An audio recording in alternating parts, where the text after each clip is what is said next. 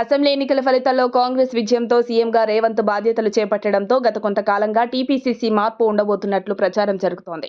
అయితే ఈ రేసులో అద్దంకి, మధుయాష్కి, జగ్గారెడ్డి, కోమటిరెడ్డి, రాజగోపాల్ రెడ్డి, జీవన్ రెడ్డి ఇలా పలువురు ఆశావాహులు ఉండగా బీసీ నేతలకు పీసీసీ పదవి ఇవ్వాలని కాంగ్రెస్ హైకమాండ్ ఆలోచిస్తోంది. ప్రధానంగా ప్రచార committee chairman Madhu Yashki Goud, working president MLC Mahesh Kumar గౌడ్లు రేసులో ఉన్నారు. తనకు అవకాశం కల్పించాలని మాజీ ఎమ్మెల్యే జగ్గారెడ్డి ఢిల్లీ పెద్దలను కోరినట్లు సమాచారం.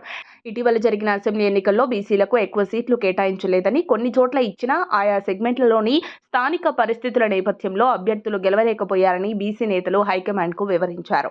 బీసీల ప్రాధాన్యత పెంచేందుకు పీసీసీ చీఫ్ పోస్ట్ ఇవ్వాలని ఢిల్లీ పెద్దలకు రాష్ట్ర నేతలు కోరినట్లు తెలుస్తోంది. అయితే ప్రతి సామాజిక వర్గం నుంచి 2 పేర్ల చొప్పున హైకమాండ్ సేకరించినట్లు సమాచారం. అయితే ప్రస్తుత పీసీసీ టీంతోనే లోక్సభ ఎన్నికలకు వెళ్లాలని కాంగ్రెస్ హైకమాండ్ నిర్ణయించింది.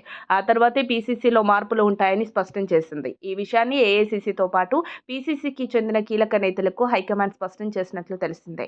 అసెంబ్లీ ఎన్నికల్లో గెలిచిన జోష్లో ఉన్న పార్టీ ఆ ఊపు ఏమాత్రం తగ్గకుండా ఉండాలనే జాగ్రత్తలు తీసుకుంటున్నట్లు అర్థమవుతోంది. పార్లమెంట్ ఎన్నికల ముందు పీసీసీలో ఎలాంటి మార్పులు ఉండబోవని స్పష్టం కావడంతో PCC chief CM Revanth Reddy Lok Sabha ఎన్నికలకు కసరత్తు మొదలుపెట్టారు. అసెంబ్లీ మాదిరిగానే పార్లమెంటుకు ఓ ప్రత్యేక వ్యూహంతో ముందుకు వెళ్లాలని భావిస్తున్నారు.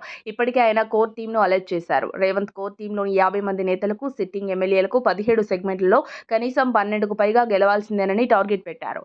ఇటీవల ప్రభుత్వ సలహాదారులుగా నియమితులైన వేం నరేందర్ రెడ్డి ఆధ్వర్యంలో పార్లమెంటు ఎన్నికల టాస్క్ను మొదలుపెట్టారు. ఇదే క్రమంలో ఎంపీ ఎన్నికల వేళ టీపీసీసీ చీఫ్ మార్పుపై ఏఐసీసీ నిర్ణయంతో సస్పెన్స్ వీడింది.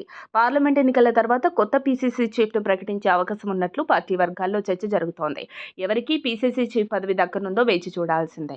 మరిన్ని అప్డేట్స్ కోసం మా కాయ్ టీవీని సబ్స్క్రైబ్ చేసుకోండి. మా వీడియో కనుక మీకు నచ్చినట్లయితే లైక్ చేయండి, షేర్ చేయండి. మీ విలువైన అభిప్రాయాలను కామెంట్ బాక్స్లో తెలియజేయండి.